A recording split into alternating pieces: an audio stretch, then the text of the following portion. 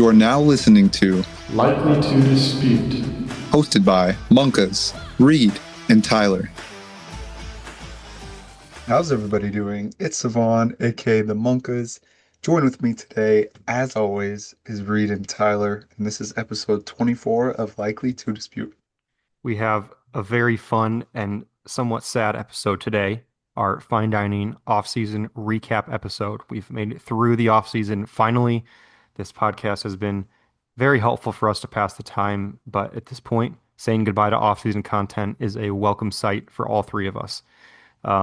We will get into our final power rankings, playoff projections, champion projections, and some dark horse picks. But first, we're going to have Tyler test Cevan and I with another trivia game. So Tyler, take us to the promised land. Yeah, there's lots of ways you can look at this off season. So I threw on my trivia suit, whipped up some questions for you guys, and decided it'd be fun to test you guys' off season knowledge based on a few questions here. So there's a whole variety of questions, all pertaining to the off season. Some of these questions I'll have you guys text me the answers just so we know that your guys' answers aren't influencing each other.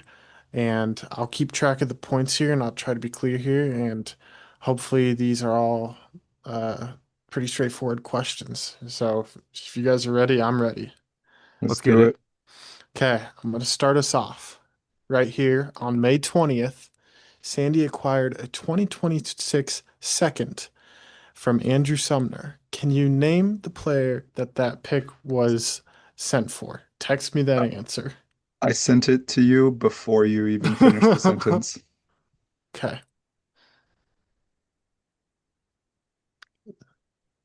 One of you got it right. Do you each feel 100% confident? Yes. No.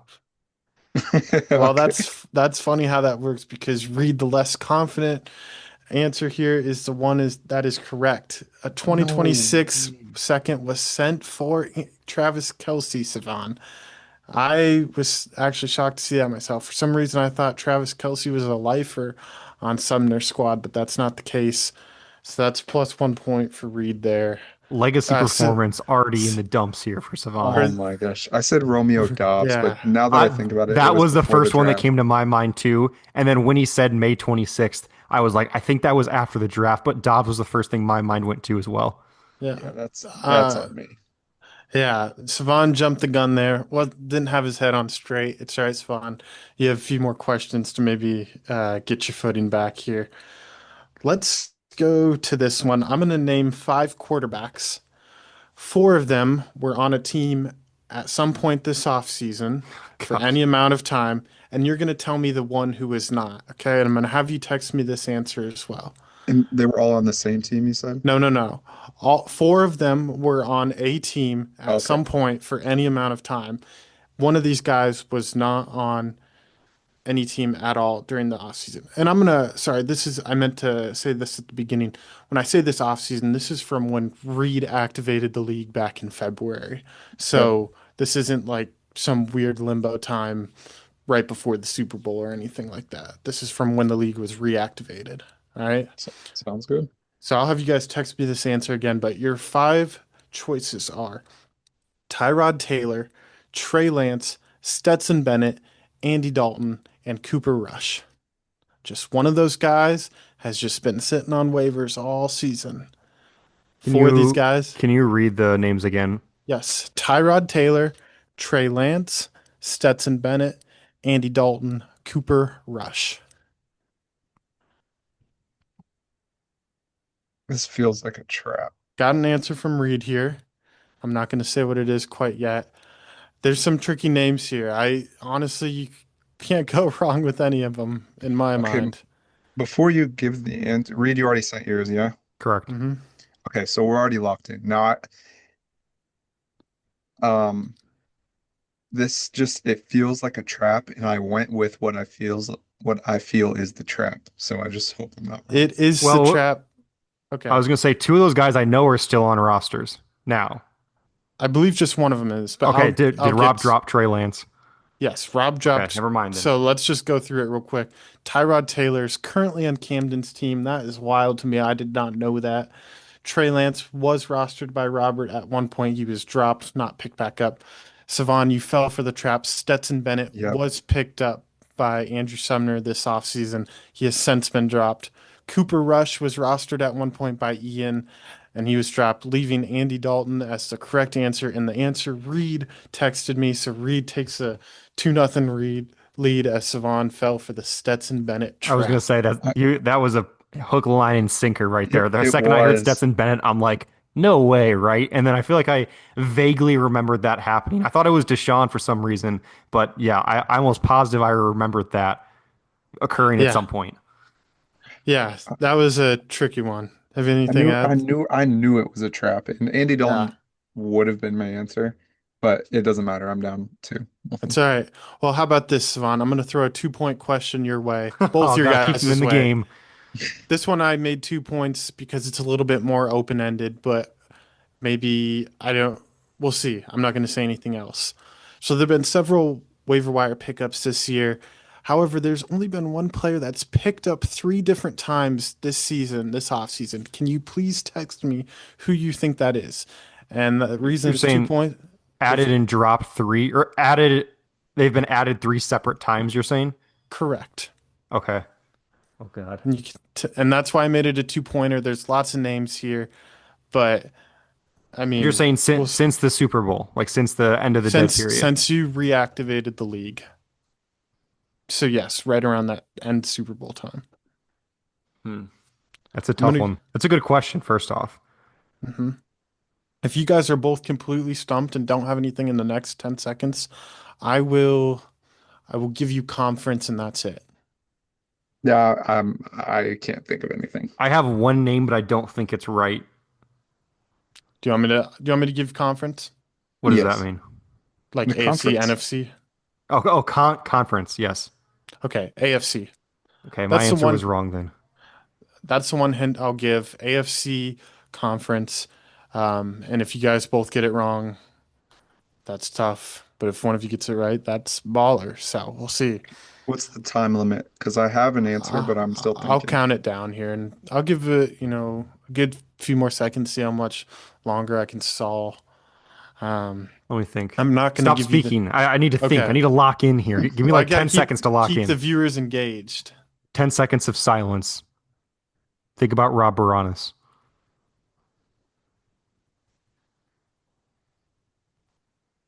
All right, I'm Okay. just locking this one in. I think I have an answer. Okay. Savon texted me his answer.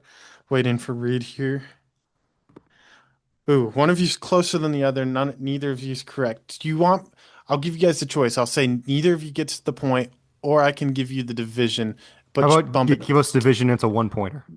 Done. That good for you, Swan? Yeah, what? Okay, yeah. That's good for you. Yeah, that's fine. Okay. AFC North. Oh, I was close then. Well, I was close. Yes. Sorry. So Savon guessed Rasheem Ali. I actually don't know who that is, and Reed guessed Kenny Pickett. You just gave Savon my answer. Now he knows it's not Kenny Pickett. Okay. Wait, Well. wait, wait, wait.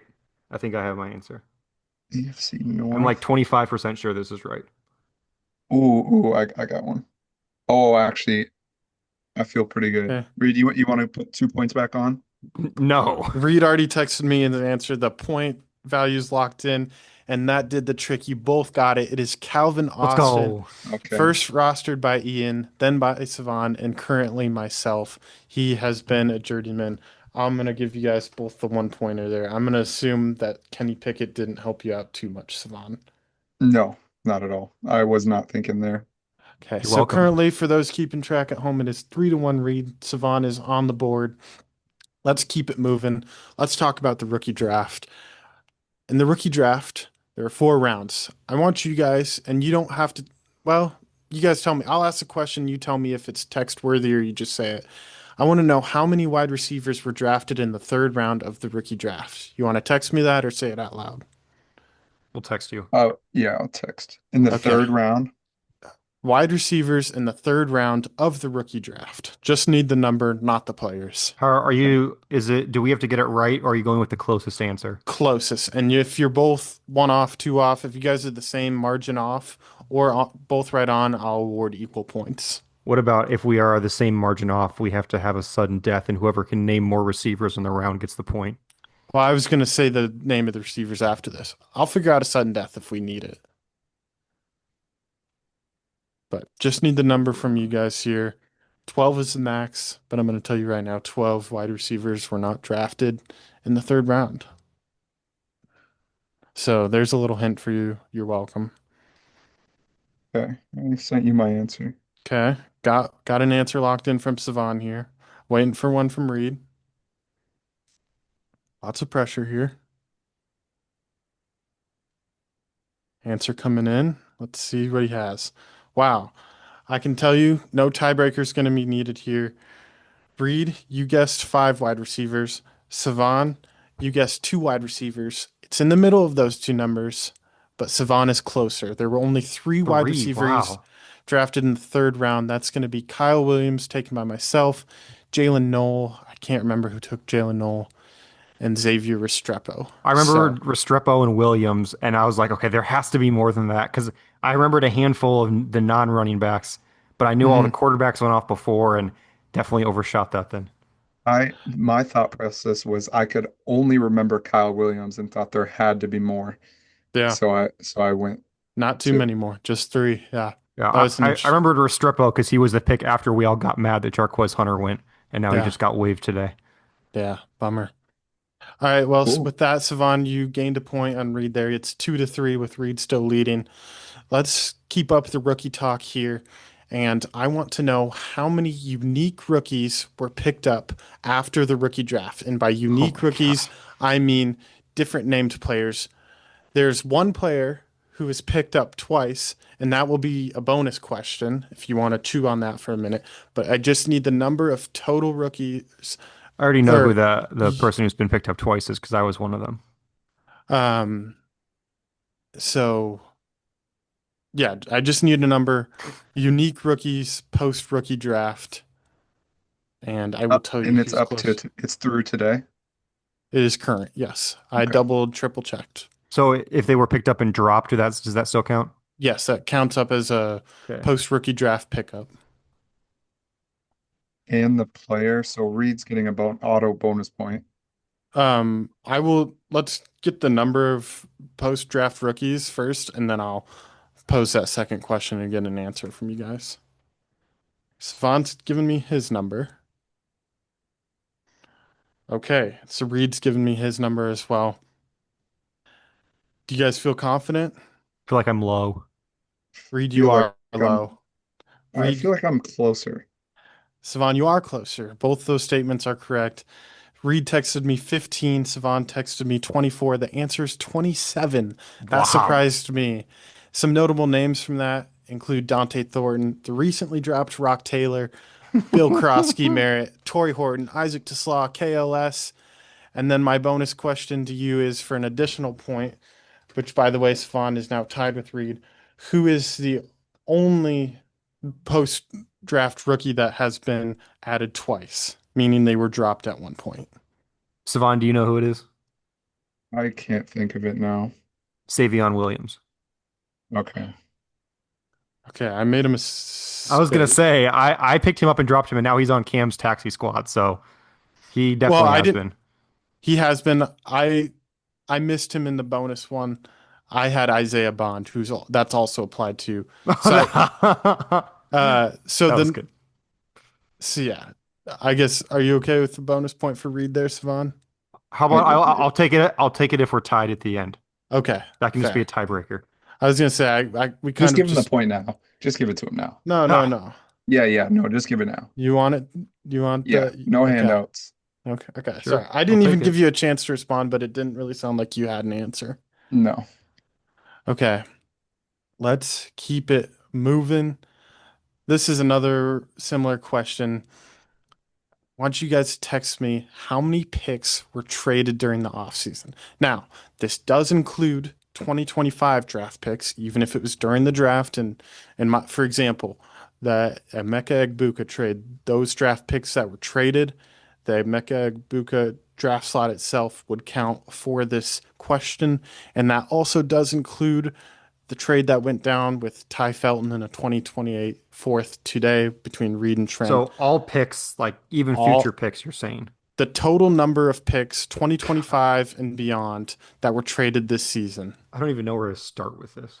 I already sent my answer Savon's on top of the game, submitting a Technically, confident he's guess. not. He's in second, but Okay, well, for now. in the pacing game. This feels like a just like a gut reaction type of game, and that's what Yeah, I'm going with. no, I respect it. I mean, it's gotten you this far. I feel like no matter what I say, it's going to be too low. Because like, Oh, are we going for exact or closest? Closest. I mean, God, if we, exact's always yeah, that'd be the wild. goal. Okay. I'm gonna start holding out the hands here, counting down Okay, got the answer here from Reed. Answers are finalized, gentlemen. Cevan, I want you to Yes. know it is more than double your guess. Wow. There have been 65 total God. picks traded this offseason, which is nutty. I know a bulk of those came during the rookie draft, but still, if you take out the 20 or whatever that was, maybe not even 20, 15, that's that. Reed's guess was 45, so he's closer there. Like I Giving said, him, no matter what I said, like I was between like 45 and 55, and I was like, I don't want to go with a crazy wild guess. And yeah, no matter what I said, it felt too low. Because like again, you think about trades that happen. Like I made a trade when I traded back from 2-3 to 2-4, and it had like 6 or 7 picks in it, but they were like fourths and thirds. And then I traded 3 for Rasheed, and like in that deal, I think like 6 or 7 picks were going. It was wild, wild question. yeah. That one took a while for me to count out, and I'm 100% confident I have that number correct. I triple checked that one as well. So it definitely didn't feel like that many picks were traded this offseason. So, We all get right. a double point round. Well, I was actually just gonna hey, you're in luck here, Savan. I have two more questions and each are actually worth two apiece. All right. So let's kick it to this one. Our dear friend Rob, he once rostered Zamir White. What a tragic case that was because Zamir White was drafted in the eighth round of the inaugural draft and he was dropped. I was originally going to ask you what player was drafted in the highest inaugural draft round and dropped. Or I was going to ask you what round that was, but I feel like you guys would have each gotten Zamir White. So instead, I've Sorry, pivoted are you saying he's the highest drafted player that's been dropped or that is this dropped this offseason. this offseason? Okay. And so I pivoted. There were two round 11 inaugural draft picks that were dropped this offseason. If you guys can name either of those to me, then you get 2 points. You can, I'll only let you submit one answer, so just 2 points max for this one. But there were two round 11 inaugural draft picks that were dropped this offseason. Don't overthink it too much. Just I don't even know if I have a guess. put yourself in the shoes of last year. It wasn't that long ago. These 2 pointers, they don't come around easy. I can give a hint if need be. I We're giving you two names, right? Just one name. I don't There's even two have possible answers. an Yeah. inkling of who this could be off the top of my head. I sent the only thing that came to mind. I can. I'm trying to think about how to give a good hint for this. Can you tell me some of the other players that have not been dropped that were drafted in that round? Like I don't even have like a bar of like Sure. who the hell is going in this round. Yes. I can give you that. Give me like 2 names of people that were drafted in this round that have Yeah. not been dropped. Yeah, just a sec here. Round 11 last year, some of the names there. Jahan Dotson, Chase Brown, Marshawn Lloyd, Okay. Dalton Schultz, Devin Singletary. And this One is is somebody that you're saying was dropped at some point, but is not currently dropped. one is currently on the waiver wire and Okay. one is currently on a team.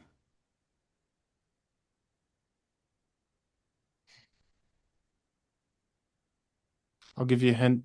Last year, one played in the NFC and one played in the AFC. I guess that's not super helpful, but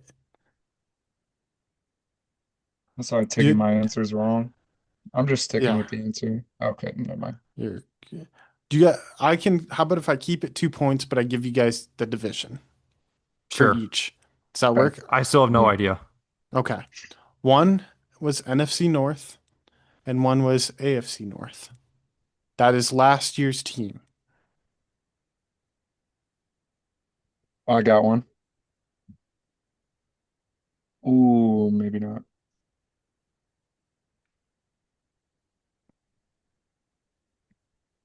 This is a tough one.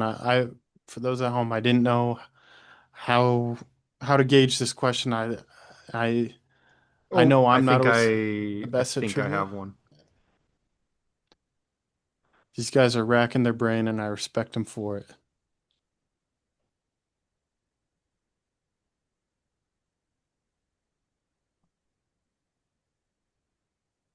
Got these guys typing. Got an answer from Oh, Reed.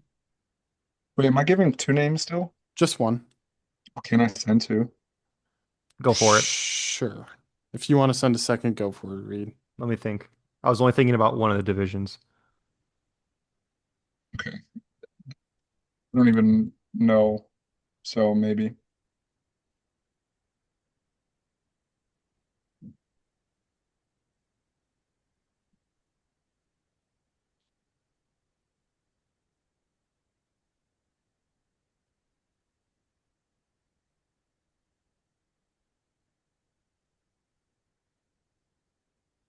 All right.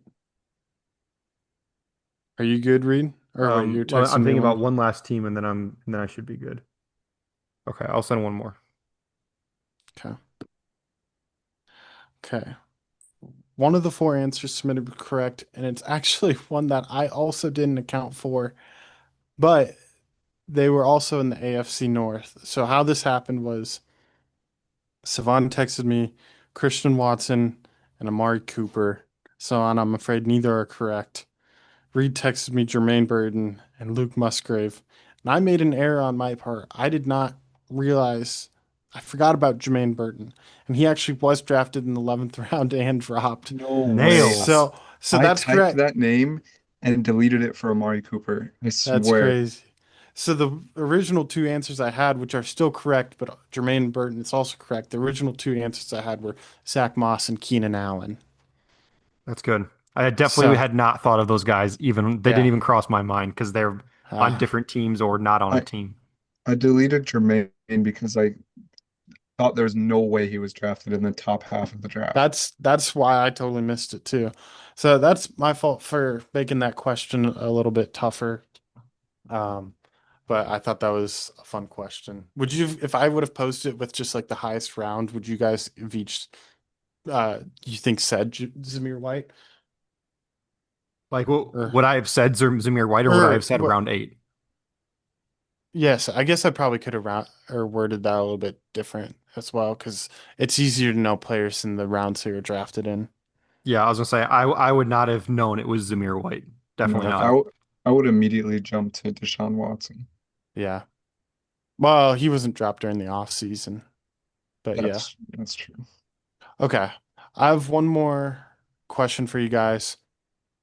I want you to each text me how many waiver players you have added this off season.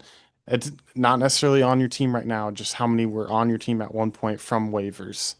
You're talking about us So specifically or the whole league? yes. No, no, no. You specific. So Reed, you text me your number. Savan, you text me your number, and then we'll switch. Uh, so you each text me your own number first, and then you text me each other's number. Oh, I have no Just idea what Savan's number is. I sent so mine first and okay. then Reed second. Yes. Perfect. And I was trying to think. I feel like you should get like to be able to zap the other person's points or something if you get closer than they do. And That'd be I'm fun. down three, four. You are down. Looks like three. No, I'm sorry, four. But the bonus point for Savion Williams is kind of uh it's whatever. You each texted me your answers here. So Reed guessed for himself, 10 waiver players added. Cevan texted for Reed, 14 waiver players added. Reed knows his team and himself a little bit better. Reed has added 9 players through the wire this offseason. So he's just off by one there. Nails. So that's +1 there for Reed. And then for Cevan was a little bit higher. Cevan, you guessed 17 waiver wire transactions for yourself, and Reed guessed 7 for Cevan.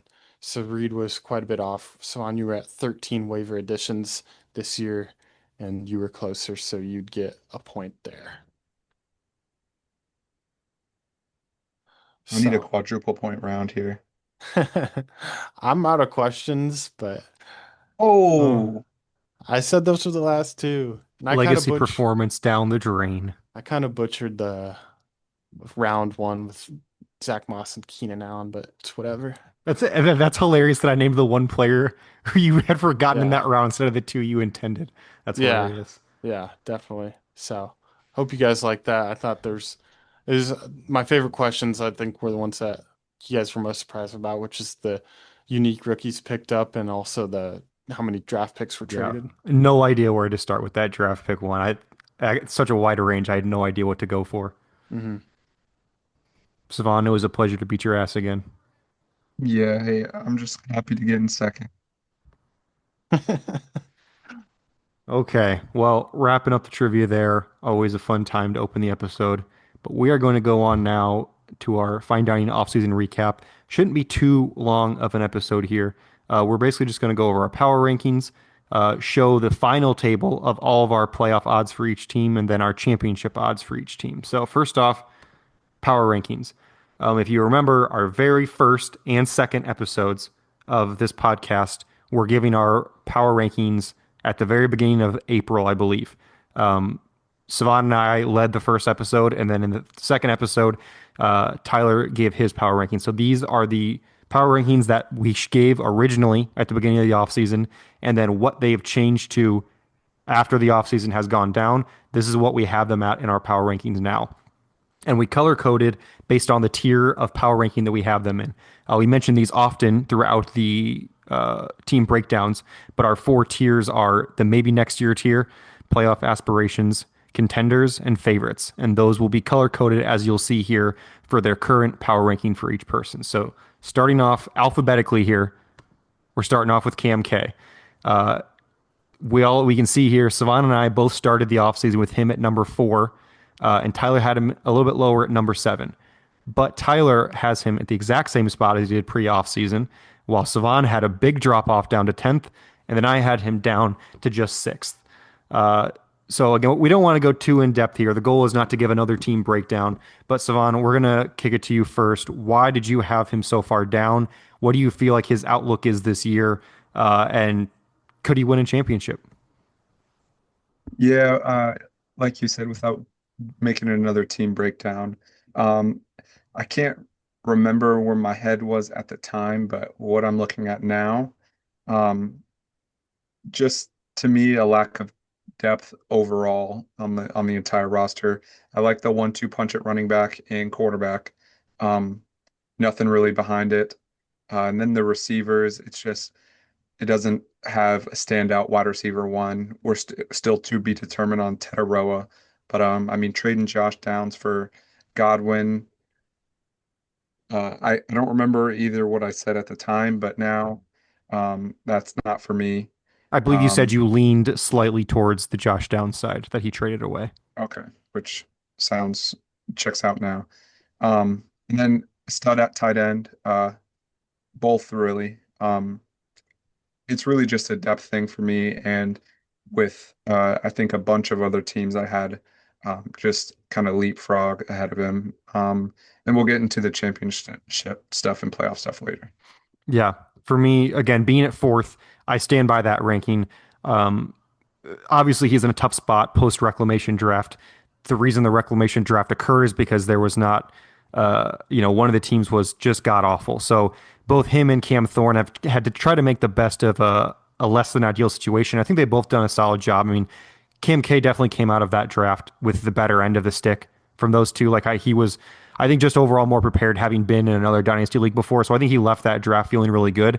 And for the most part, he's just kind of stood pat this offseason. And I don't think that's a bad idea by any means. I mean, he's got quite a few picks in the coming years. He's got a top 3 or 4 dynasty asset in Jaden Daniels. He used his top pick on Tedero McMillan, and I think his starting lineup right now is really strong. He presumably will be starting both Hawkinson and Kittle, one of them in his flex, at least for the foreseeable future. But I feel like the starting lineup is really strong, but the depth is really tough to stomach right now. But that's again kind of where the reclamation draft put him in a tough spot. Is like all the assets that combined on those two teams made 2 good starting lineups, and that was about it. So both of them kind of got shafted on the depth aspect of it, but they both made a good run at it. So for me, he's firmly in a championship spot, but the playoffs, I feel like I have him higher in the championship odds because I think his starting lineup is very good, but lower in the playoff odds because I think he needs health to make a run at the playoffs compared to other teams where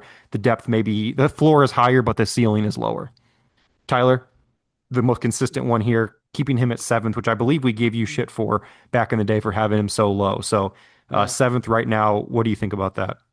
Yeah, you guys pretty much hit the nail on the head. And the one thing I'll say as well is that there's just we see sometimes these rookies and second year players break out in a really great way.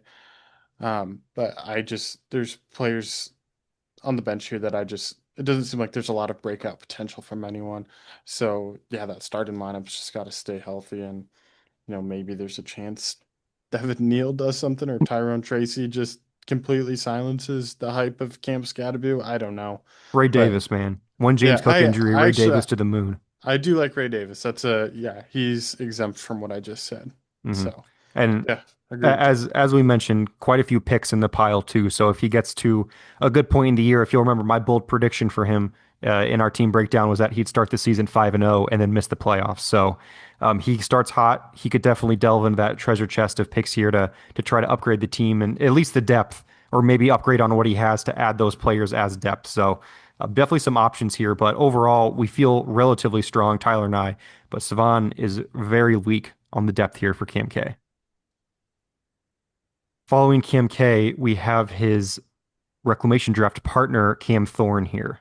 Uh, Someone that I feel like all of us agree, well, I guess not all of us, I thought was a clear winner of this offseason. I thought post reclamation draft, he was down pretty bad, but he's made some trades. He's made some moves that have gotten him into a better spot, both ceiling and floor wise. So, yeah, as you can see, all of us were not super high on him post reclamation draft, eighth, and 10th from the three of us, but 2 of the 3 of us have him going up. We're going to start with you, Tyler. You have him going down. You had him at eighth. You have him down now as still in the playoff aspirations, but down to 10th. Why do you have Cam Thorne moving down? It's it's tough. I mean, this is a little bit of spoilers, but I could have switched him, myself, and Trent in any order, and it'd be fine. This is just where the chips fell this time for me. I think a lot of it has to do with I've become a lot lower on RJ Harvey and J.K. Dobbins as a whole. Just not a big fan of the Denver offense. I've said that a million times. And the quarterback situation really scares me in this super flex league. So that's where I settled at 10th, but it's not like a firm 10th. I'm not Hmm. subjugating him to the bottom of the league. It's just there's a few teams down here, including myself, that could be any order. So that's just it's not as harsh as it looks with that double digit ranking. Yeah, it's important to note that the tiers are here for a reason. Like for the most part, the tiers you could make an argument from our point of view within each tier. You could make an argument kind of in any order. That's kind of the point of the tier. So a good distinction there to bring up. And Savan, you had the bold prediction in his episode that he would be the champion this year, and whether obviously while you obviously don't think he's the favorite, clearly a sign that you're a fan of his team going into this year, at least on the positive side in his first year in the league here. Yeah, I liked what he did. He was able to acquire Amon-Ra St. Brown and form an elite duo at wide receiver with him and Puka. I like what he did in the draft. Getting Tyler Warren, he's got an elite combo at tight end. Um, the thing that makes up for his lack of I guess quarterback ceiling is that he does have three starting quarterbacks, which will always help. So you can kind of play the matchups there. Um, I think I still feel the same about Harvey as I did before. Um, he I don't know. I do like Braylon Allen though. That's a good shout. And Ollie Gordon's looking like he's going to be the handcuff as Jalen Wright is going to be out the first week. So yeah, I like what he did post reclamation draft. I think he made an improvement.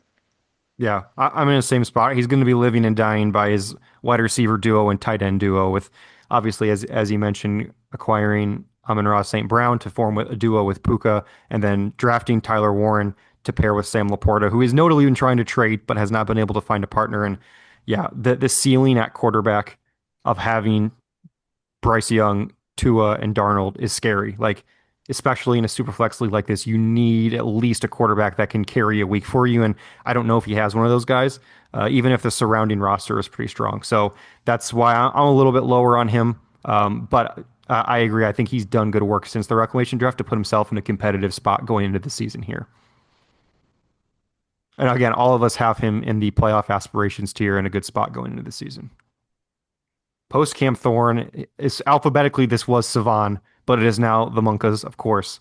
Um, we see a downturn for all three teams from our original rankings. We had him first, second, and third, and now we have him third, fourth, fifth.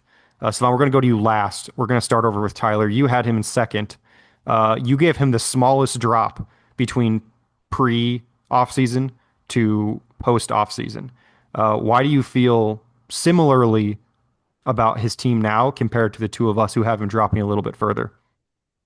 Yeah, I mean, simply put, Cevan got leapfrogged by Dashaun because Dashaun added Zay Flowers and Ashton Genty, which is enough for me to put Dashaun over Cevan. Cevan's team is steadily at the top, though, and there doesn't seem to be a huge weakness, in my opinion.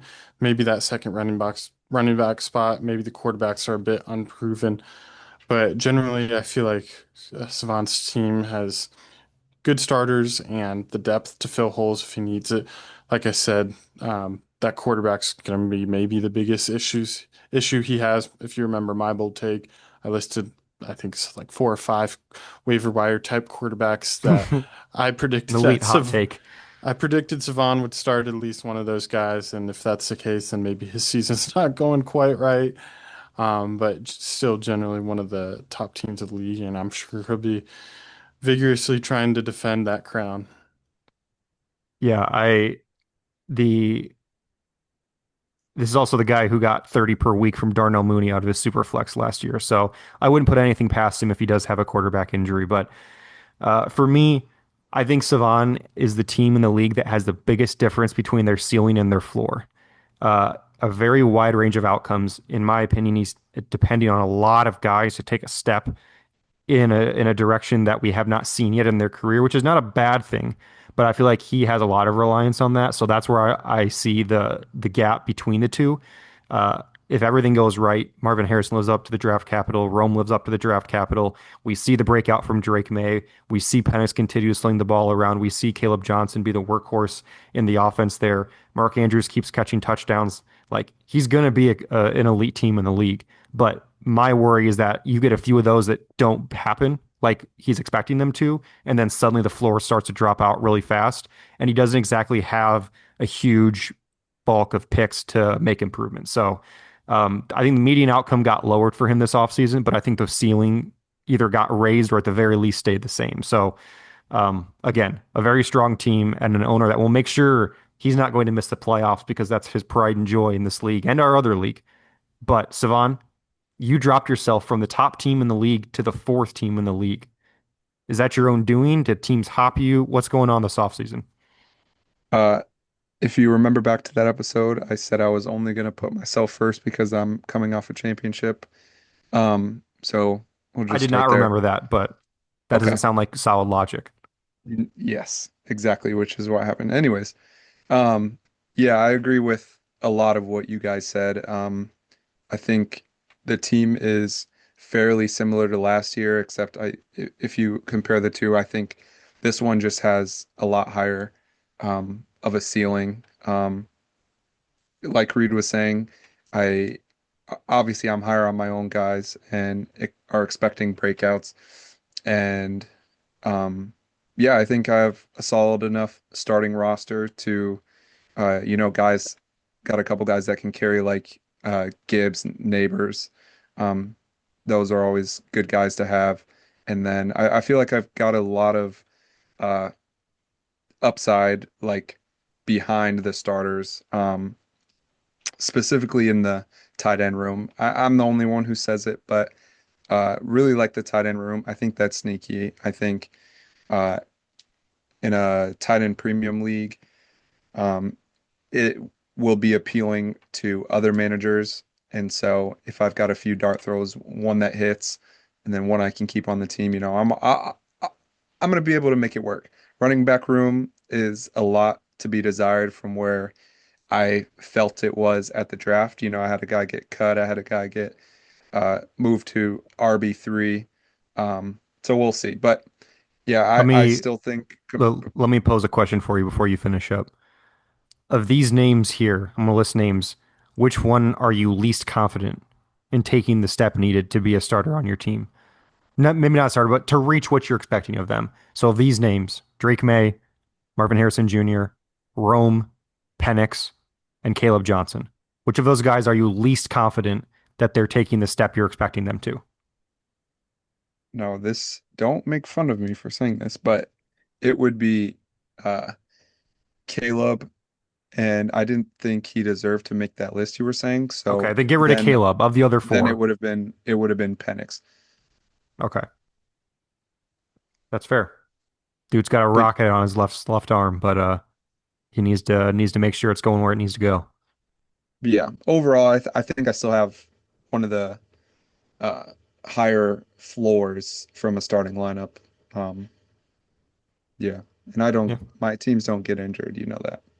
Yes, that is very true. You had zero players on IR last year in the championship week. We get it. All of us had him in the contender category, just below the favorites, but above the playoff aspirations. Someone that we think should still make the playoffs in most outcomes. Now we have Dashaun, Swirly himself. All of us had him ranked pretty similarly at the beginning of the offseason, despite missing the playoffs last year by half a game. Fifth, and fourth, and now we all have him at second.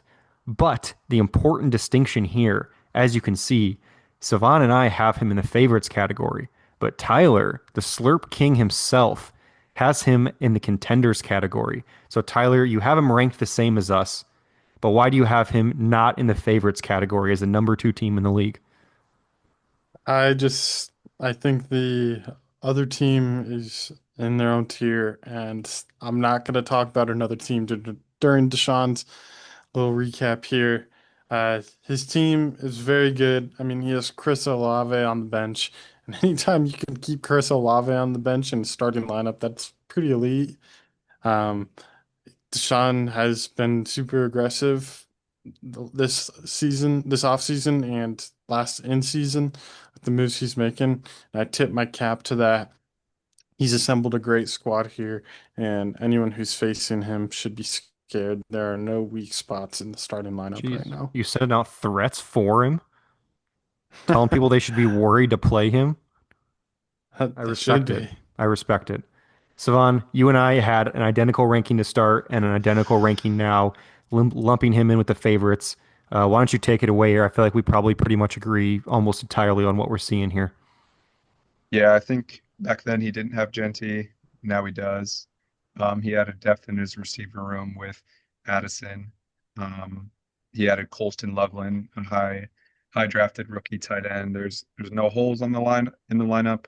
The quarterback room, his starters both have rushing upside, and then he's got a pocket passer starting quarterback in the league as his QB3. So yeah, just no holes. Um, very solid. Definitely a favorite.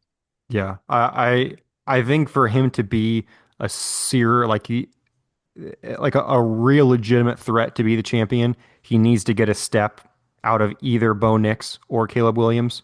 both of them probably makes him the favorite. Like I'll be honest, like his surrounding roster is better than our number one team, but he obviously is going up against the top fantasy duo of the other team. So when it Yeah, comes to him, he needs to get a step from one or both. And if he gets the step, then I think he becomes the favorite in the league. And as Tyler mentioned, like the starting lineup is awesome, but he's still got Chris Olave on the bench. Jordan Addison right now is suspended. Like the depth that he has is kind of nuts, honestly, given the fact that he's starting three running backs right now. So even if he has a major running back injury to one of his three running backs that all of us ranked in the top six dynasty running backs, even if he has an injury to one of them, his season is not over. He's plugging in Chris Olave or Jordan Addison to fill that hole, which is no slouch that would be starting for a lot of teams in the league. So he has created kind of a juggernaut here. The only thing going for is he's used a lot of his picks here to do this, which again, as we all love to say, picks don't win championships. So I respect the hell out of it. But if stuff does start to go wrong, he gets into a couple of shootouts that he loses, he's going to be in a really weird spot where his team is really good, but doesn't really have a lot of ammo to make it better. So I think we're all expecting a big year. Definitely, almost certainly not championship. Oh boy, a playoff year from him, almost for sure. But regardless, a fantastic offseason from him that puts him in a really solid spot for us or for the yeah. league for him. One thing I'll add, just looking at his picks quick, he's got none in 26, already traded his first in 27, and the 28's untouched. So yeah, six picks over the 3 years we can get out. So yeah, the draft capital's depleted, but it looks like so far it's worked out Hmm. on paper. Very much so. He will be a very fun team to watch. Definitely a contender to be the biggest jump from his last season to this season. We have the number one team now. We have Ian first in my preseason, first in Tyler's preseason, first postseason for both of us, moves up a spot into first for Cevan. I think the argument here is pretty clear. He has the two best fantasy quarterbacks right now. He spent two top five rookie picks on running backs to supplant or support Chase Brown in the backfield. He's got an incredible top two wide receiver duo. And then after that is where it kind of gets to be scary. But there's absolutely no question that his ceiling is the highest in the league, probably by a good margin. Like you just cannot beat the duo that he's running at quarterback and the top end players that he has, and his picks in the same way, in a probably a little bit better way. But he's got a couple of firsts left, so there's still room for him to make some noise on the trade market. So uh, I don't think any of us disagree that this is not a team you want to be messing with, and definitely not somebody that you'd want to see in the playoffs. So Cevan, you moved him up a spot. Anything else to add on his team? Nope.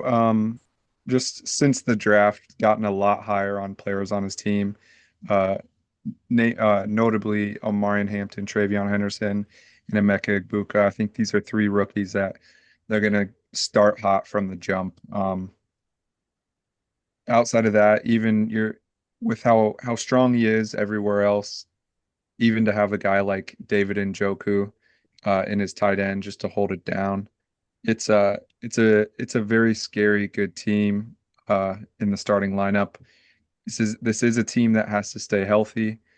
That's all I'll say about that. As long as this is a healthy team, it's the favorite. Hopefully, he scores more than 120 against you in the playoffs this year. That's true. Tyler, any other supporting thoughts here for your majestic king? He had a sneaky good Oh God, trade. what the hell? This is not, what do you mean? Yeah, I don't even know what you're talking about. Well, I'm about to tell you. Go for it. This is not meant to be salt in the wound, but he did acquire a quarterback three kind of without knowing it in Daniel Jones, That's who true. won the starting job in Indianapolis. So week seven for Lamar. Oh, week seven is when Josh Allen and Lamar are on bye. So Oh, that's hilarious. Daniel Jones can start in QB and he can start Cooper Kupp, Pearsall, Isaiah Likely. God, I don't know, in that super flex spot, and he's just fine. So Well, AR will okay. be starting by I then. I will. was I just will. gonna say that okay, now there's no chance. First off, that week he's taking an L no matter what. Honestly, like if you're this might be a fun question. If you're Ian, would you rather have both of them on bye the same week and just take your L, or take a Yes. depleted two Yes. weeks of each of them having a bye? But Just both on at the same Yeah, I time. think so too. yep. I think that's a Yep. huge break there. So I don't know. I like similar to like in a redraft league, how I love a running back three, or this league, I guess. I love a quarterback three in super flex. Well, especially someone like him who, depth isn't necessarily his strong suit. Having just like a quarterback that can put up 15 points, in a step in week. I mean, Lamar used to have, a couple injury issues here and there. So like it doesn't hurt to have a guy that you can know can get, put up 15 points. So that definitely helps the depth for a team that's as reliant on his quarterbacks as he is. Yeah. So now we have myself, uh, third, second, third preseason, third, fourth. Um, I'll start with you, Tyler. You have me the lowest here. You have me at fourth. Obviously, a known Rasheed hater, but what else about my roster gets you excited, and what doesn't get you excited on my roster? I bumped you down. I moved Cevan ahead of you. I mean, you tell me when to stop. It's Anthony Richardson not Okay, stop starting. now. Okay, okay. No, I'm just kidding. Go ahead. I mean, you know all the bad news that's going on. I mean, maybe I'm overblowing it a bit, uh, overhyping it. Maybe I'm I think exaggerating you're a little bit. underhyping. Yeah. I don't know. You just have had some weird things happen with your team this year.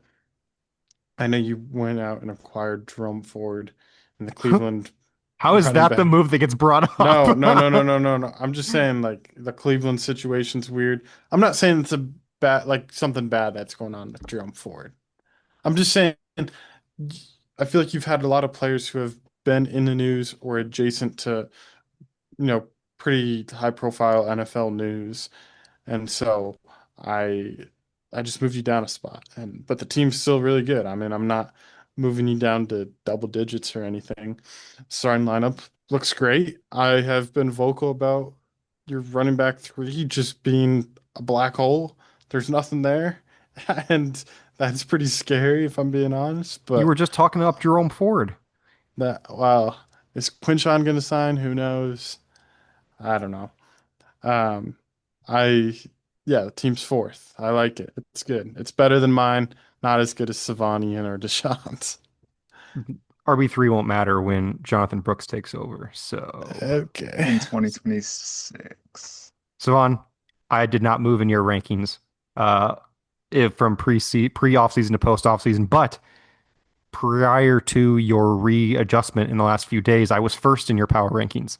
So I guess we'll take it from that perspective of over the course of the off season, I went from first to third. Still have me at number three. What do you like? What do you not like?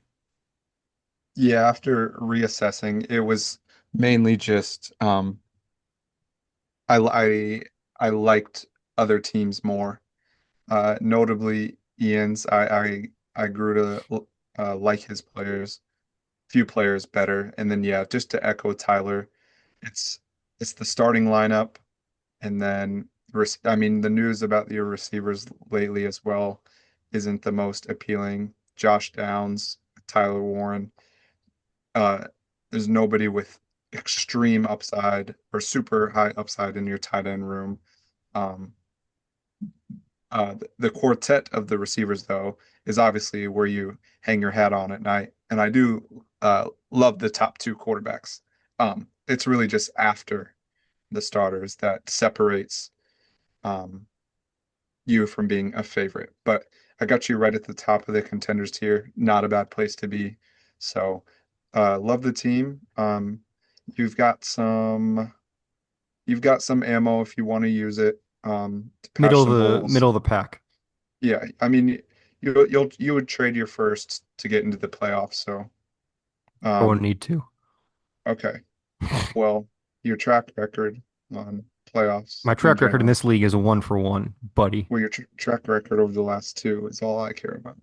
This league didn't exist 2 years ago. That's fair. But yeah, I think you so just forgot to mention how much you valued Anthony Richardson being the starter for the Colts, and now that he's not, you're like, man, this team isn't as good as it was because he's a negative. stud. I moved Yeah, myself just down one spot, not necessarily because of my team, but because I think Dashaun made some awesome moves this offseason. His team is very scary.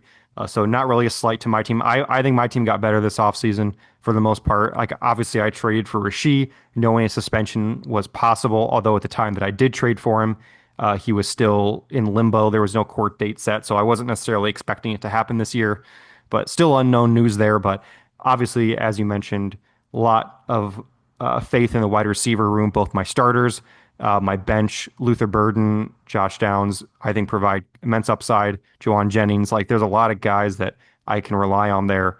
But yeah, the depth behind my running backs is not something that I want to look at right now. But at the end of the day, it's not an issue right now. But if it becomes an issue, I will spare no expense to patch the hole. So the tight ends, nothing crazy upside wise. I'm hoping guys that can just provide me a solid weekly floor to let my other guys do what they need to do. So yeah, the pretty, I don't want to say quiet because I did make some moves, but I think for the most part, I think I stayed neutral, my median outcome, but I think I raised my ceiling just a bit. So excited to go into the year and prove the haters wrong, like Tyler, having me at fourth behind Cevan. God, Ball Yeah. knower. not Yep. a ball knower, the opposite of a ball knower. Speaking of a ball knower, we have Rob Reed here.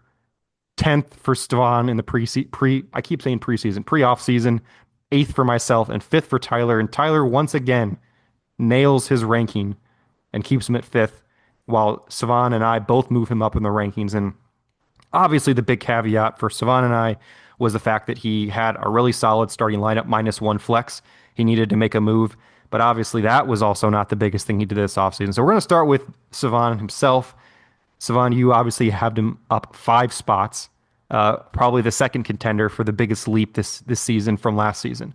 What do you like about his team going into this year? What do you think about him making the playoffs this year after missing it last year? Yeah, I'm glad I could get his lineup where it needed to be because God knows where he would be A had true we not made gentleman. that trade. But yeah, he's got a nice 1-2 punch at quarterback. No QB3, but that's fine. He's got good names up top. He's really deep at running back with Bucky Brees, Tony Pollard, Jalen Warren. That's a nice that's a nice four-piece at running back. Receiver, no slouch either. He's got arguably the best wide receiver in the league. Um, Other high upside guys.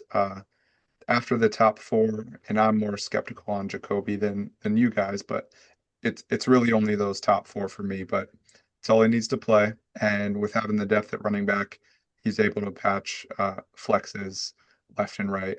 And tight end, again, you guys are higher than Evan Ingram than me, higher on Evan Ingram than me. But to the general consensus, he should be a solid tight end this year. So yeah, just a huge jump.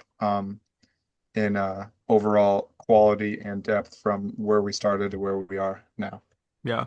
And similar to me, kind of middle of the pack in the league as far as draft capital. He spent quite a lot of it in the Mahomes trade, sending 2 first-round picks, but he had a lot to spend after last season. So for me, I have him 1 spot higher. I have him above Savon, although they were very, very close for me. Uh, the Mahomes trade obviously is huge for him, adding a big receiver and getting that second quarterback that he so desperately needed last year after Kirk Cousins was a little bit of a bust for him. So not a fun team that you want to play, not a team that I'm happy that I have to play twice this year and could potentially be my win in game in week 13 or 14 this year. So a very good team. Tyler, you didn't move, but maybe you saw the future here. What do you have on his team? I really wanted to move Robert up to maybe third or fourth. I have him actually really close to you and Savan. The team looks really solid throughout. I don't have too much else to add from what you guys have said there. So I'm really liking his team this year. I want to ask, can you remember like where your head was when you initially made this ranking? Yeah, it's a No, fair Because he would question. only had one quarterback. Evan Ingram was still, on the Jags. Just if you can. I I can't. I have no idea what I was thinking at the time. And I'm gonna be honest, if I remember right, when I did him originally, it was pretty rushed. And so I stand a lot firmer in where I have the teams ranked today than I did 5 months Yeah. ago or whatever it is. Not that far, but it was probably a little bit higher of a ranking than it probably should have been at the time, but It I all works out here, man. sorry, I know why he had DJ Moore at this time. Oh, there you go. Yes, we forgot about this part. My You can my just call yourself a visionary at this point. Him and uh Cam okay, K, you didn't even have moving. Just call yourself a visionary and we'll move on. that's right. Okay. Sandy, couple of towards the bottom for all of us, but some very intriguing pieces. Cevan and I had him at 11th, and that has not moved. And Tyler had him in ninth and now down to 11th. So Cevan, you are the only one here that has him in the maybe next year tier. Tyler and I both have him in the playoff aspirations, despite having him ranked in the same spot. So why do you have him uh, just outside and potentially not even fighting for a playoff bid this year?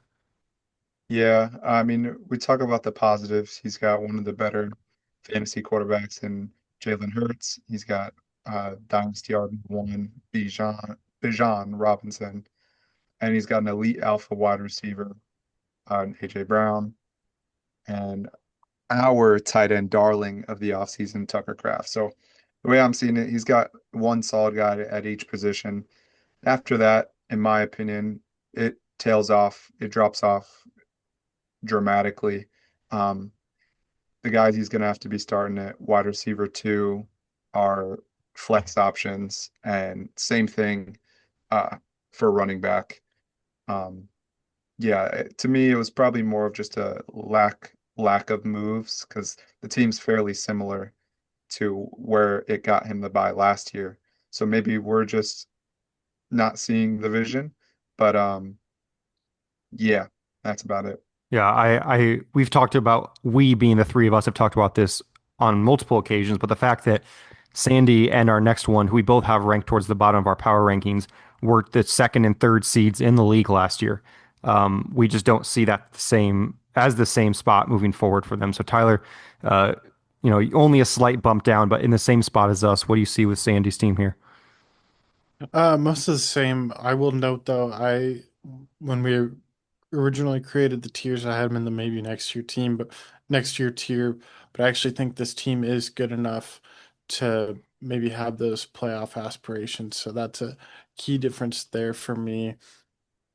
Um, did you, sorry, maybe I missed it. Did you mention Nick Chubb there, Savan, at all? No, because Trent has him. Trent has Nick Chubb? Yes. I Is Nick no. Chubb a big part of this? Well, Nick I'm just Chubb's on Trent's team. no, he's No, not. he's not. Damian Yes, he Pierce is on is. Trent's team. I am looking at the Nick Chubb profile right now, sir. Yeah. Anyways, Nick Chubb kind of maybe being something in Houston, at least for the start of the season, is why that gives his team a slight bump. Overall, there's enough here in my mind that he can compete for a playoff spot.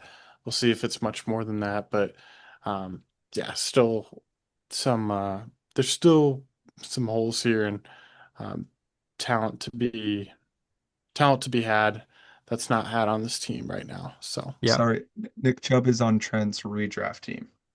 oh, sure. wrong league, That's my bad. bozo. Yep, that's my bad. Yeah, I have very similar thoughts to you, Tyler. I think that like the studs are in place of a good team. Obviously, he still has the guys that anchored the team that got the bye last year with the three big names, and I think he has just enough upside in the rest of the offense, the rest of the team to warrant the playoff aspirations tier. But I just don't know how much upside there is. Like even if he does sneak into the playoffs, I don't know unless something drastic changes how this team can compete for a championship.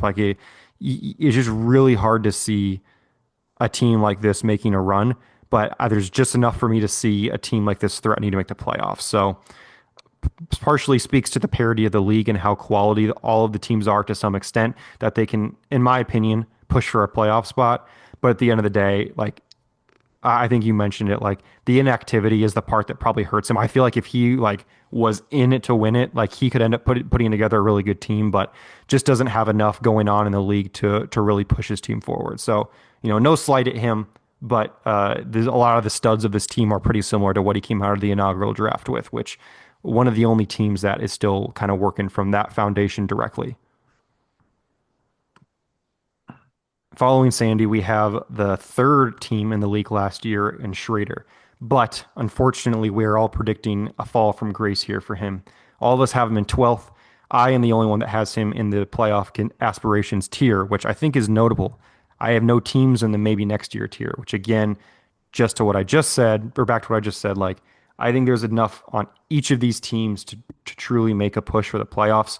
But in the same vein that I said about Sandy's team, like I just don't see enough upside from most of the roster here to see him actually threatening to take out some of the juggernauts in the league. So the studs are in place at least for 2025 to have a solid team. One of the best running back duos for the season here with Henry and Jacobs, and hopefully has a long-term answer at a second quarterback spot. Some floor without a lot of upside in the receiver room, and I had him a lot higher. I had him at seventh in our original ones. This was pre his trading away of Amon-Ra St. Brown, where that lifted both the ceiling and the floor of his receiver room so greatly that I didn't have any question that I was going to move him down as it should, trading away a player of that caliber. So overall, again, a team I think can threaten for the playoffs, but probably not much more than that. Tyler, you had him remained at 12th, and you have him in the maybe next year tier. Why do you have him still down there? What do you see with the team? And simply put, I think three-fourths of the bench is droppable right now. And some of the flex players he has in right now, I'm not a big believer in. That's Jaden Reed and Khalil Shakir. So there's too many holes here for me to put him any higher. And unfortunately, it is a whole tier for me, and he's the only one in that tier. It's it's a tough looking team right now. Not my style. Maybe it cranks out a few more wins than I'm expecting. But he's got two first round picks and three second round picks next year. So he could Hmm. definitely be in store for next year and rebolstering that squad.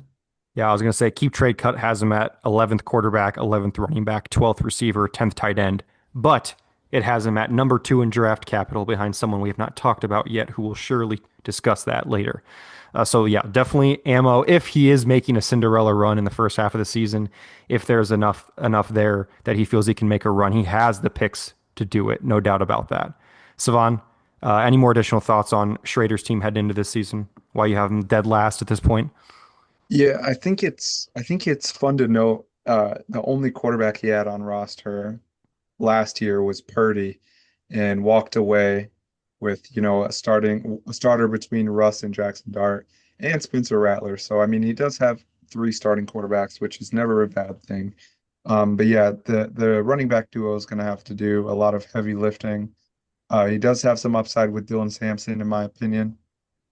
Damian Martinez just got cut today, so there's that. Jordan James, that I think some of us liked, he got replaced. So just a lot of bad things kind of adding up all right before the season. And then I'm not high on the tight end room at all. Jonnu was, I, I mean, Jonnu was traded after he got traded, which is just felt like a open up sleeper, hit accept and close it type situation. And then the receiver room, everybody, uh, I mean, the four names that you can start, they're all kind of in roles that they shouldn't be in, um, depending too much on guys that, you know, you don't know what you're going to get with anybody outside of Judy, in my opinion. But as Tyler was saying, he's got the draft. If he wants to, he can flip this team by mid-season and, to Reed's point, be right up there in the playoff aspirations. But that's if you want to. So Hmm. Yeah, definitely looking at potentially a tough season regression from last season, but here's a man who's looking to make improvements from last year. Finished second to last in the league last year, and as evident by our rankings of 12th, 11th, and ninth, we all felt the same way, but all of us have him comfortably in the playoff aspirations tier, seventh, and sixth. So right on that border of the playoffs. Tyler, you have him the highest, a 5 spot jump from the pre-offseason. Was it the moves that he made? Was it the moves that he didn't make? Was it other teams making bad moves? Like, why do you have him jumping? Because, I mean, for myself personally, I don't remember any huge moves that he made, but we all feel a lot better about him now. Well, this goes back to the fact that I didn't feel super firm in my rankings before. So that was probably again a case of where I was just too harsh in the ranking. contrarily to how I felt about Robert's team, where I was probably too high on Robert's team at that time. So I wouldn't take that ranking of 12 too seriously. I think over the summer, there were some players here that really grew on me. Christian McCaffrey, namely. I mean, it was easy in the spring to just think about the injury marred season he had just had and how he had disappointed as a first round pick in redraft. But kind of coming into this season, I know he's been a pretty trendy name at the end of the first round, beginning of the second round. I do like the Travis Hunter, or not Travis, Travis Kelsey addition to shore up the tight end spot, at least for this year. We'll see about what happens after this year. There's just, I mean, it's a veteran-filled squad, and he has plenty of guys who have scored. We've seen who have scored big points, and we've seen have big games before. So I don't think any of them are super past their prime at this point. They're all plenty viable. So I think there's just too much talent here, even if it's names that we've seen year after year. Just because they're the same names in fantasy football doesn't mean that they're irrelevant or they're washed. Maybe some are, but I still think there's plenty of points to be had on this team here, and he will be fine if he takes an injury hit or two. I know Brian Robinson just got traded to San Francisco, and while that does suck in losing a starting running back, at least he has seemingly the obvious number two to Christian McCaffrey, who he also has. So, Yeah, I think we discussed this in depth on his team breakdown, but like almost definitely the deepest bench in the league. Like mhm. nobody at the time of the recording, we were arguing over pins and or not pins and needles, over arguing over we were splitting hairs in his episode on who was droppable because everybody on his team is rosterable. You can see the path to everybody on his roster having a role, a fantasy relevant role, at least to some extent. And then that makes him such a viable contender to make the playoffs.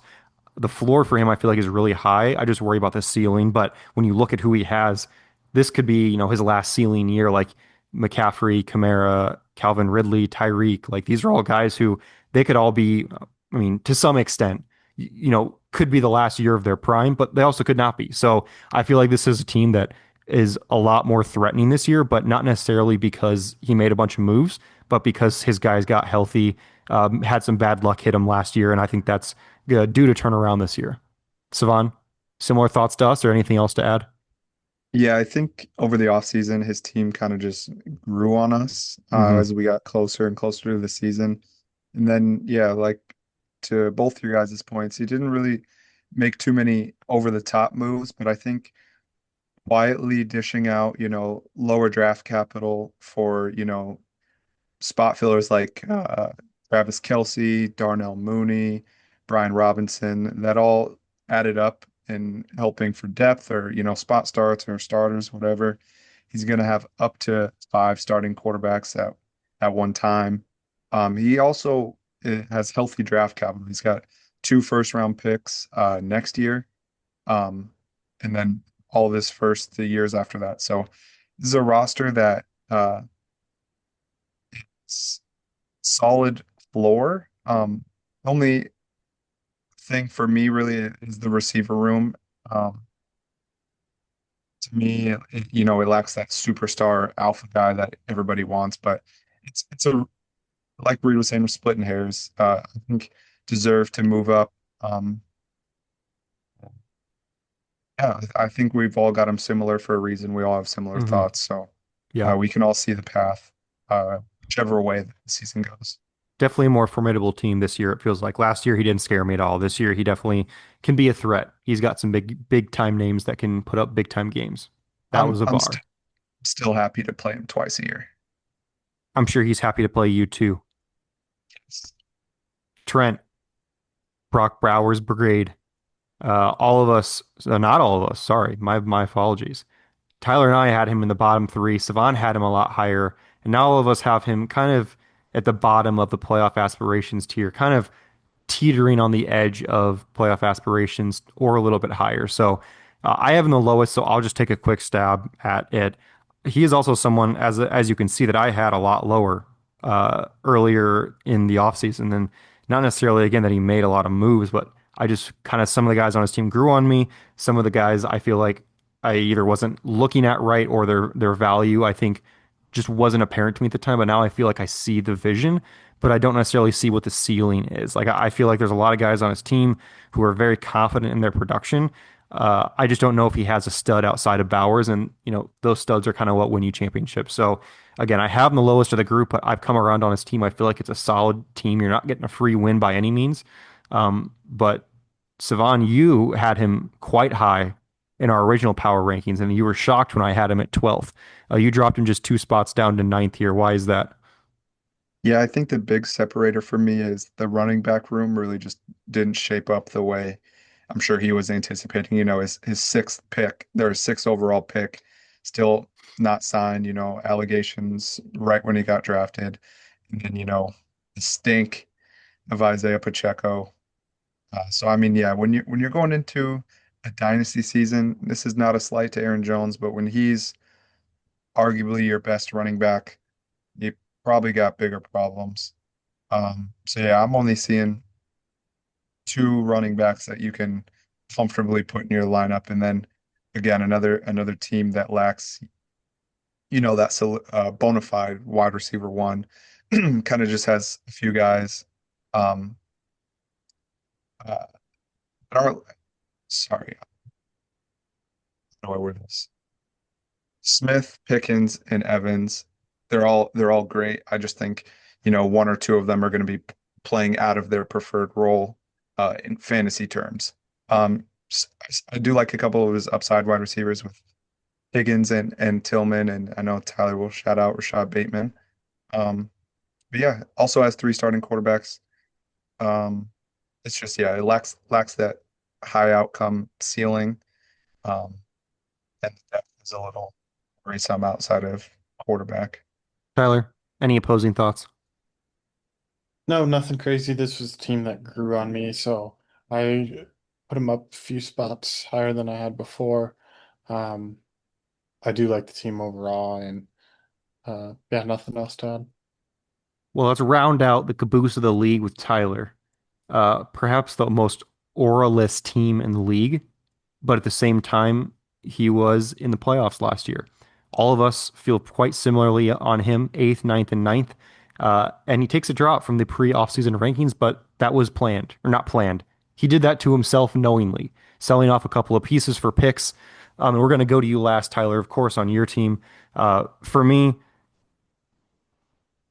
I don't know how do I put this diplomatically. I feel like very similar to Trent when your team is led by the big tight end, it doesn't feel as sexy as having a big wide receiver of the same caliber, but at the same time, like he's producing similar to some of those receivers that, would be in that range. So to me, this is a team that very similar to Schrader to the nth degree that he starts the season 3-2, 4-1, something crazy like that, that we're gonna see the treasure chest get opened and a spending spree happen because nobody wants to wait another year for the playoffs when your team is playing well. And if his team is playing well, obviously he's had some of those players hit that he wasn't expecting to, or maybe go even above what we were expecting. So this is a team that I feel like overall is not what it was last year, but given the capital that he has, can still be a dangerous team in the right scenario.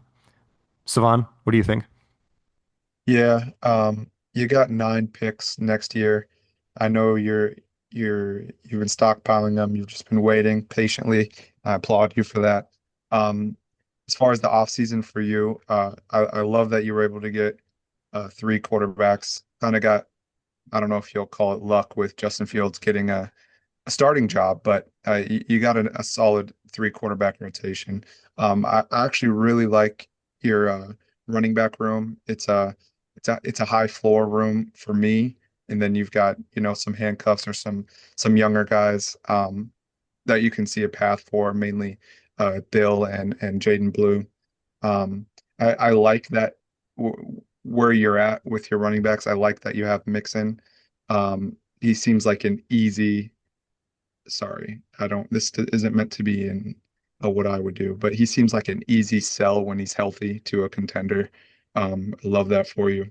And then, yeah, the sorry, the receiver room, very top heavy. Uh, a lot of just we'll wait and see guys after that, but really like your big three, and then Trey McBride doesn't need anything to be said. Second best tight end in a tight end premium. It's awesome. So yeah, I see the vision, and I think I know where you want to be, and I hope you get there soon. Just looking at the running back room on Keep Trade Cut right now, he has 8 running backs between 2,800 and 3,500 value, but none more than that. So you're looking at a mix of guys who are vets who either have performed but are, kind of closing on the end of their career, or guys who are handcuffs, kind of guys stuck in a transition role. Like there's a lot of guys in that area who could hit and end up pushing his team forward. Because, like we said, the 3 quarterbacks that he has are solid to better. He's got a solid 3 receivers going on. He's got one of the best tight ends in the league. Like a couple of these running back darts hit, and suddenly we're talking about his team as a playoff contender as opposed to the eighth or ninth best team in the league. Tyler, a little bit of glaze for yourself here. What do you Yeah, I got? mean, that's the vision is was I tore my team down just a little bit. And maybe in my mind I was muddyballing it too hard. I was trying to like, okay, I was thinking I can add picks post draft when they're at their lowest value. And then like during the draft I sold, 201 for what felt like a haul at the time. Who knows if it will be when it's all said and done. So I was just like trying to take advantage of people not valuing those future picks as much post 2025 draft. And so that's where that at. So yeah, that saw me get rid of Zay Flowers, pass on the chance for a Emeka Egbuka, and it just kind of left my team falling a little bit here. And that's okay with me, but that is the vision here. I mean, I feel like I have plenty of chances uh, hitting a dart throw here. I do love that about my team. It's kind of fun seeing all the training camp hype, and like half the guys on my timeline are on my team. Probably part of the algorithm there, but it is going to be fun to see if any of those can break out. And at that point, if I'm competitive enough to, make a more this season type move, then I'll do that. But we'll see. It's my team is not amongst the best. It is definitely in that lower crop, and that's okay. It's yeah. I know it's a little bit boring. Doesn't have much aura, as the kids say, but that's okay. I am well aware of that, and that is not the long-term vision of the The long-term vision Peterman is to build some supporters. more aura That's throughout right. time. That's Yeah, right. How like many? sorry, here, Go real ahead. quick. I was gonna say, like, just looking at your team, like, there's a clear path where you can flip this into like a true dynasty team. Like a not obviously it's a dynasty team. Like Nails. you can become a dynasty. Like I see the vision, but just based on draft capital, dart throws, and then the timeline your quarterbacks plus Trey McBride are on.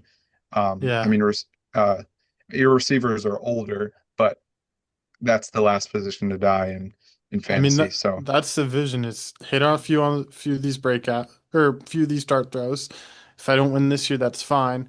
But then I have solid pieces for next year and then just support that through the 2026 draft. yeah, Easier said than done, but that's a little peek behind the curtains there. How many games do we see from Jamari Thrash in your lineup this year? At least one. At least It's one. gotta You be. heard it here first, folks. I mean, Jamari Deontay Thrash. Johnson's gone. Cedric Tillman is the real deal. I don't know, but Thrash has that dance, and he's going dancing this year. As long as that week is the week I play you, I'm down for it. yeah, make it 2 weeks. Yeah, let's just make it two. Just call it an even number here. There you go. I'm good with it. Just a full wrap up here on the power rankings. Just about finished our final off-season power rankings for the league. In one list, we obviously just went over all of these rankings. Don't have much to say here. Anyone else have any other comments on power rankings before we kind of wrap up here with some playoff projections? Nothing. Um, no, I think we're all in agreement on the top two. I will say there in these tiers that we have there's a few. like 3 to 4 teams, mostly talking about, the middle to bottom where it's really just any order. It's just our flavor. But I think we all have the same top five solidified. Um, and then, Yeah. that bottom seven is pick your Uh, flavor. I feel like we kind of have four specific. We kind of broke out our tiers almost perfectly here. Like the top tier, Ian and Dashaun. The next three are me, Rob, and Cevan for all of us. The bottom two are Sandy and Schrader. And then the 6 through 10 spot is just a smattering of those other teams that are like truly like you see the vision, you see in the right scenario where a championship is possible, but you're worried about either hitting the ceiling or you're worried about the low floor. So I feel like the four tiers that we've kind of established, all of us follow those almost perfectly here. So um, we've talked a lot about fantasy football this offseason. So I feel like in a way, we've all brought each other kind of closer to the middle to where we all kind of come to a consensus after hearing each other talk for the entire offseason. Would you guys agree with that? Definitely. Yes. But now we got the fun stuff. We have playoff projections. Again, we mentioned these on each of the team breakdowns throughout the season. They've adjusted as moves happened, as we got more or less like there's no doubt that, again, us talking to each other has changed our evaluation of teams, of players, of how we view the squads as a whole. So these are almost certainly different than what they were at on the team breakdowns, especially the early ones. So looking at our full playoff projections, again, we're looking at 6 teams in the playoffs of 12. So the math here is correct, Cevan, but each person should have about 600% of playoff odds, meaning if 6 teams make the playoffs, that those 6 teams have a 100% chance of making the playoffs. So each column should add up to 600%. And it kind of follows it here, as we mentioned, the 5 teams in the middle here between starting with Cevan, Dashaun, Ian, myself, and Rob. All of us have each of those teams over a 50%, and in most cases, 60% playoff odds. And then the other 5 between Cam K, Cam Thorn, Andrew Sumner, Trent, and Tyler are all some smattering of 25 to about 55%, where we all feel like they all have a real shot to get in. But there end up being 5 teams fighting for one playoff spot because we have the 5 of us feeling quite good about the other 5 teams taking up 5 of those 6 spots. So any thoughts from you guys here on the full playoff projections? Anything that surprises you? Anything you wanted to note on yours, on someone else's discrepancies? What do you got? One thing for me that surprised myself was I did this today. I did all these percentages, and I did it without looking at your guys's, and I feel good knowing that it was pretty on par, at least with Tyler's. You did yours in increments of 5, but Just a yeah, I little was easier on pretty, the math. My mind's not very strong. yeah, I just shout out myself for A finally figuring this out little bit after of four self months. glaze. Yeah, because when I first did this, it was the math wasn't mathing, but I that's all will. for Yes, me. it was scary. I don't think this should be a hot take, but at least one of the 5 teams that we all have above 60% being Savon, Deshaun, Ian, Reed, and Robert, at least one of those 5 is missing the playoffs just because of the randomness of fantasy Hmm. Oh, football. for sure. And this is just our opinion. We don't even know what we're talking about Yeah. at the end of the day. Fantasy football is so much more random than people like to admit, even ourselves who, we're here, we fancy ourselves as good fantasy owners. Fantasy football is so much more random than any of us want to admit. But at the end of the day, like it's nearly a guarantee that one of those 5, at least one of those 5 misses it, if not more. Hmm. So we're definitely looking at, again, it speaks to how fun this league has been for us. The parity that is across the league. No team is a complete bummer. No team is a free win right now. Like again, we could be talking about a team selling during in the season, and that could change. But right now, like again, I don't want to speak for you guys, but every team has a chance to give you a tough week on any given week, except for the week Definitely. that Ian's quarterbacks are out. That might be a little bit easier. That's true. And when like this this screenshot will be good to look back at. And I know if I was one of those people in the red percentages and I made the playoffs, I mean, I would just Surely use that nobody will bring this up again. exactly. But this is almost as bad as Power Ranking Bot. The power ranking bot is unbiased when it comes from the computer. I That's don't true. want to hear it. Hashtag fuck Ian from the power rankings bot. Second to last thing here, championship projections. Once again, this is simply the odds that you get a top two seed, a bye that you make the championship. This is not to win the championship. So again, in the math is similar to the playoff odds where if two teams make the or get the bye, that would equal 200%. So the sum of all these columns should be 200%. And it follows a pretty similar trend. It's hard to note out any specific differences, but for me, like I know for sure, like Cam K and Cam Thorn are two teams that I had ranked next to each other. I feel a lot safer about Cam Thorn's floor, but I feel a lot better about Cam K's ceiling. So his championship odds are higher, while Cam Thorn's playoff odds are higher. So again, it's kind of hard to note that, given that they're not on the same slide. But I'll turn it over to you guys again. Any thoughts on this slide? Your odds, things that surprised you? What do you got? Uh, no, I definitely have these grouped a little closer together. Obviously, one we're working with 400 less numbers. Wait, Yep, that yes, works. We all know yeah, what you're going for. we're working with 400 less, so obviously they're going to be grouped more together. But this is a smaller sample. Obviously, you only have six getting in, so only what would that be? 33% of the playoff teams are going to get a Nails. bye. So yeah, I think it turned out good. I think we're all pretty similar, at least on our green teams. Um, so it works. I put Robert ahead of Reed because of the Rishi suspension. That's fair. I mean, when it comes to securing a bye, I mean, if he misses 6 games, that absolutely impacts my chance to get a bye because, yes, they may not be the money weeks of the playoffs, but not having one of my best receivers for 4 to 8 games, like, yeah, absolutely that matters. So Yep. very much in agreement there. Any other thoughts here before we go to wrap up with our last slide here? I don't have any. Um, I'm You don't rooting have for to you, say Tyler. something. Okay, that works. Okay, final slide here. Everybody has to pick a dark horse champion. No one's allowed to say Ian. No one's allowed to say Dashaun, and you can't say yourself. We're going to go around here. Put your ball knowledge card on the table. Put your big nuts on the table and say, this is my dark horse pick to win the championship.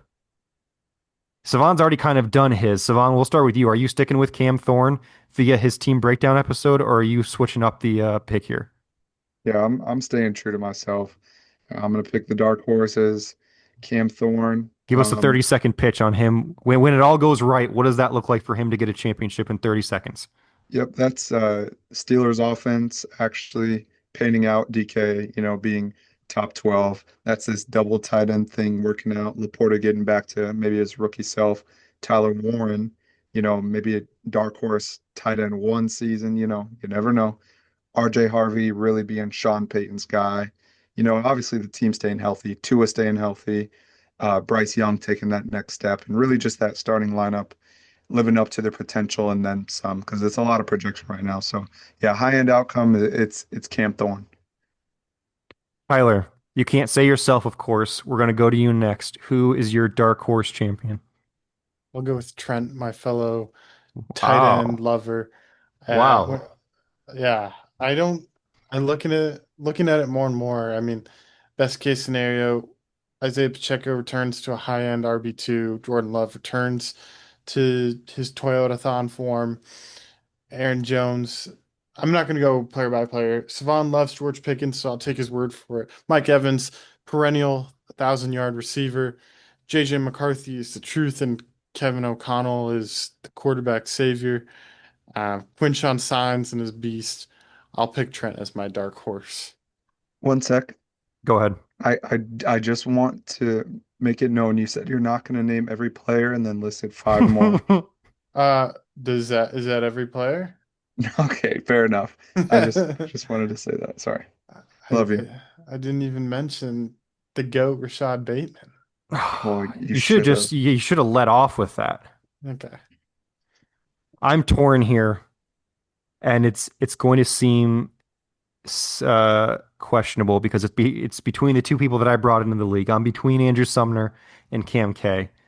And when it comes down to it, I have to go with Cam K here because, as I mentioned, he's someone that the ceiling is so incredibly high given what his starting lineup looks like and the fact that he does have picks to supplement the bench. Like, I don't think I need to do a lot of projection here to see a championship vision.